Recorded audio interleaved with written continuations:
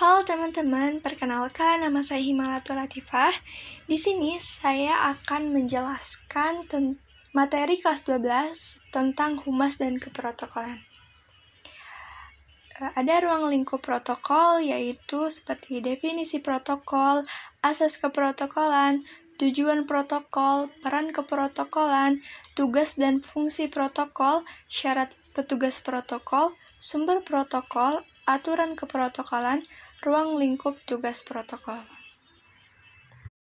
Yang pertama, saya akan menjelaskan tentang definisi protokol dan keprotokolan. Protokol adalah kumpulan atau keseluruhan naskah yang isinya terdiri atas catatan mengenai persetujuan, perjanjian yang meliputi lingkup nasional maupun internasional. Keprotokolan adalah serangkaian kegiatan atau urutan kegiatan yang di dalamnya meliputi aturan-aturan dan tata cara yang terdapat dalam acara resmi maupun acara-acara kenegaraan.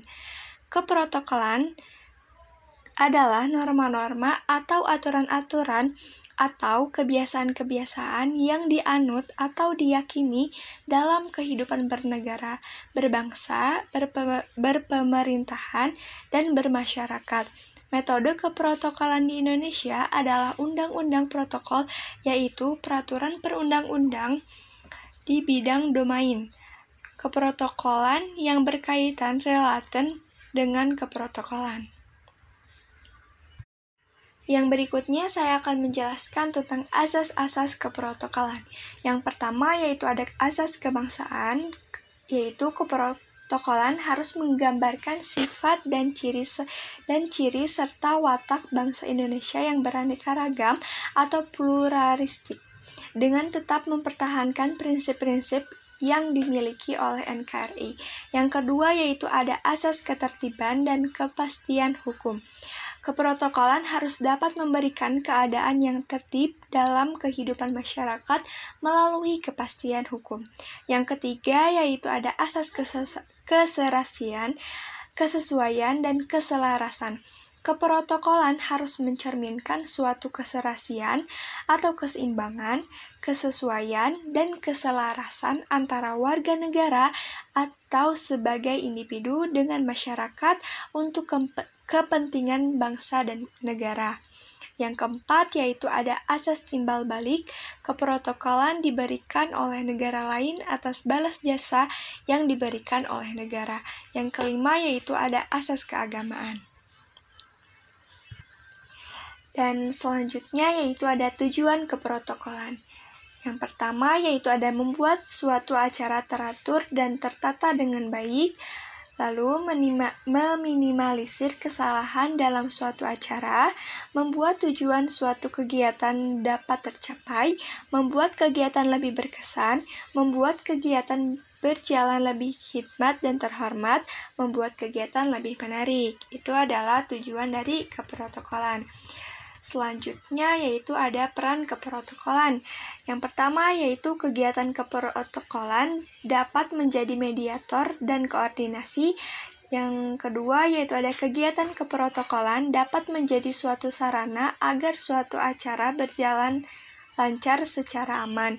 Yang ketiga yaitu ada penentu keberhasilan suatu acara. Yang keempat yaitu ada menciptakan acara agar terkesan hikmat, megah, dan agung. Yang kelima, sebagai media komunikasi dengan pihak-pihak yang terlibat dalam acara tersebut. Selanjutnya yaitu ada unsur keprotokolan. Yang pertama yaitu ada tata ruang. Di sini saya akan menjelaskan secara singkat saja. Tata ruang adalah pengaturan ruangan yang akan dipergunakan sebagai tempat aktivitas. Yang selanjutnya yang kedua yaitu ada tata upacara. Tata upacara adalah urutan kegiatan, yaitu bagaimana suatu acara harus disusun sesuai dengan jenis aktivitasnya. Yang ketiga yaitu ada tata tempat atau presence. Presence atau tata tempat adalah ketentuan atau norma yang berlaku dalam halaman tata duduk pejabat yang biasanya didasarkan atas kedudukan, ketatanegaraan dari pejabat yang bersangkutan seperti kedudukan administratif atau struktural dan kedudukan sosial. Yang keempat yaitu ada tata busana. Tata busana ialah pakaian yang harus dikenakan pada suatu aktivitas protokoler, baik pejabat, undangan, ataupun pelaksana kegiatan. Yang kelima yaitu ada tata warkat. Tata warkat merupakan pengaturan mengenai undangan yang akan dikirim untuk suatu kegiatan. Dalam hal ini terdapat beberapa hal yang perlu diperhatikan, antara lain yaitu sebagai berikut. Dan selanjutnya yaitu ada tugas dan fungsi keprotokolan. Uraian tugas protokoler yaitu 1. Menyusun dan menyelaraskan program kerja di seksi protokoler. Yang kedua yaitu melaksanakan pelayanan kedinasan protokoler dan perjalanan dinas bagi kepala daerah atau kepala instansi di suatu perusahaan. Yang ketiga, melaksanakan fasilitas dan koordinasi sesuai dengan tugas di seksi protokoler. Yang keempat, yaitu mengatur penjagaan keamanan lingkungan kantor, wisma, mes di lingkungan daerahnya. Yang kelima, yaitu melaksanakan evaluasi dan membuat laporan terhadap pelaksanaan tugas di seksi protokoler. Yang keenam, yaitu melaksanakan tugas lainnya di bidang protokoler yang diberikan oleh kepala kantor. Selanjutnya, yaitu ada fungsi protokoler. 1. Fungsi perencanaan. Fungsi perencanaan adalah suatu fungsi yang mengatur mengenai tujuan suatu acara yang akan dilaksanakan meliputi pemilihan waktu, tempat, dan juga situasi yang akan digunakan. Yang kedua yaitu ada fungsi pengorganisasian. Adalah fungsi yang mengatur secara rinci anggota-anggota kepanitiaan yang terlibat dalam suatu acara. Yang ketiga yaitu ada fungsi penggerakan, yaitu adalah suatu fungsi yang memiliki tugas sebagai pengawasan dan pendorong anggota-anggota yang terlibat dalam suatu acara. Yang keempat yaitu ada fungsi pengawasan, adalah fungsi yang digunakan sebagai suatu alat untuk memberikan pengamanan dan juga sebagai suatu alat untuk memberikan pengamanan juga rasa jera bagi karyawan yang tidak mematuhi peraturan. Yang kelima yaitu ada fungsi koordinasian, adalah fungsi yang bertujuan untuk membentuk suatu sikap kekompakan, kerja sama bagi setiap anggota suatu sistem keprotokolan. Yang keenam yaitu ada fungsi pengembalian keputusan, adalah fungsi yang bertujuan untuk memutuskan segala sesuatu yang berkaitan dengan hasil perencanaan suatu kelompok keprotokolan yang pada akhirnya digunakan pada suatu acara. Yang selanjutnya yaitu ada perbedaan petugas humas dan petugas protokol. Kalau di humas yaitu harus memiliki kemampuan bahasa asing yang baik dikarenakan berkomunikasi secara langsung dengan pihak lain. Yang kedua yaitu harus memahami ilmu komunikasi yang berhubungan dengan kemampuan untuk mempromosikan atau mempertahankan citra positif suatu instansi atau perusahaan. Kalau di protokol yaitu tidak harus menguasai bahasa asing yang baik dikarenakan pada saat berkomunikasi biasanya sudah disediakan teks secara terstruktur. Yang kedua yaitu ada harus memahami ilmu komunikasi tentang tata cara suatu acara mulai dari persiapan, pelaksanaan hingga evaluasi. Ada pula yaitu persamaan petugas humas dan petugas protokol, yaitu sama-sama harus memiliki kemampuan komunikasi yang baik, sama-sama memiliki kemampuan penampilan yang baik di hadapan orang lain, sama-sama harus dapat menyampaikan pesan yang diberikan oleh suatu instansi atau perusahaan, sama-sama harus dapat memahami reaksi dari para khalayak atau pihak lain yang menerima pesan, sama-sama memiliki kemampuan untuk membuat suatu instansi atau perusahaan menjadi lebih maju. Ada juga syarat petugas protokol. Dalam beberapa literatur yang saya pelajari, banyak sekali kualifikasi bagi seorang petugas protokol. Hal ini penting agar arti dan makna protokol dapat diwujudkan secara optimal. Berikut adalah beberapa kualifikasi tersebut, antara lain: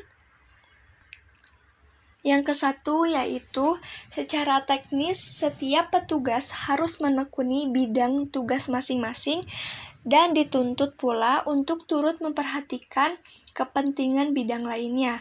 Yang kedua, berusaha mewujudkan aparat pengelola yang efektif dalam iklim yang kompak, tertib dan berwibawa dalam suatu kondisi yang berasasan kekeluargaan. Yang ketiga, protokol perlu menguasai segala permasalahan, tetapi tidak berarti harus melaksanakannya sendiri. Yang keempat, mampu memahami pentingnya dekorasi, kebersihan, keindahan, keamanan, ketertiban, dan lain-lain. Yang kelima, yaitu memahami tentang prinsip-prinsip manajemen yang baik. Yang keenam, mampu berpenampilan yang baik. Dan yang ketujuh, yaitu mampu berkomunikasi dengan efektif. Yang selanjutnya yaitu ada aturan protokol. Yang pertama, peraturan tentang keprotokolan. A. Undang-Undang Nomor 8 Tahun 1987 tentang protokol atau sudah tidak berlaku. B. Undang-Undang Nomor 9 Tahun 2010 tentang keprotokolan. C. Perundang-undangan Nomor 62 Tahun 1990 tentang ketentuan keprotokolan mengenai tata tempat, tata upacara, dan tata penghormatan. Yang kedua yaitu ada peraturan terkait keprotokolan. A. Undang-Undang Nomor 43 Tahun 1999 tentang pokok-pokok kepegawaian. B. Undang-Undang Nomor 22 Tahun 2003 tentang pemerintah daerah. C. Undang-Undang Nomor 32 Tahun 2004 tentang pemerintah daerah. D. Undang-Undang Nomor 24 Tahun 2009 tentang bendera, bahasa, dan lembaga negara serta lagu kebangsaan.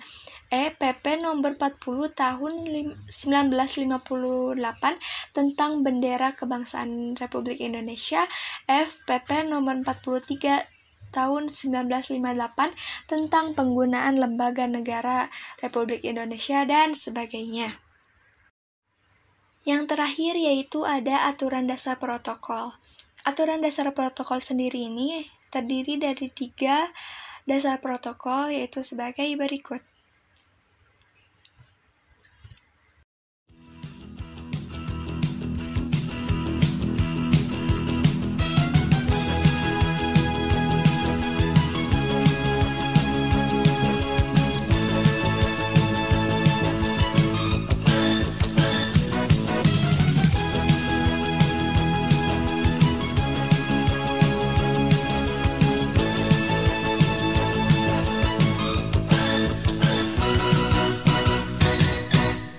어젯밤엔 난 내가 미워졌어. 어젯밤엔 난 내가 싫어졌어. 빙글빙글 돌아가는 불빛들을 바라보며. Baik, terima kasih. Sekian materi dari saya. Semoga ilmunya bisa bermanfaat untuk kalian semua. Wassalamualaikum warahmatullahi wabarakatuh. 가슴 아팠어. 내 친구들이 너의 손을 잡고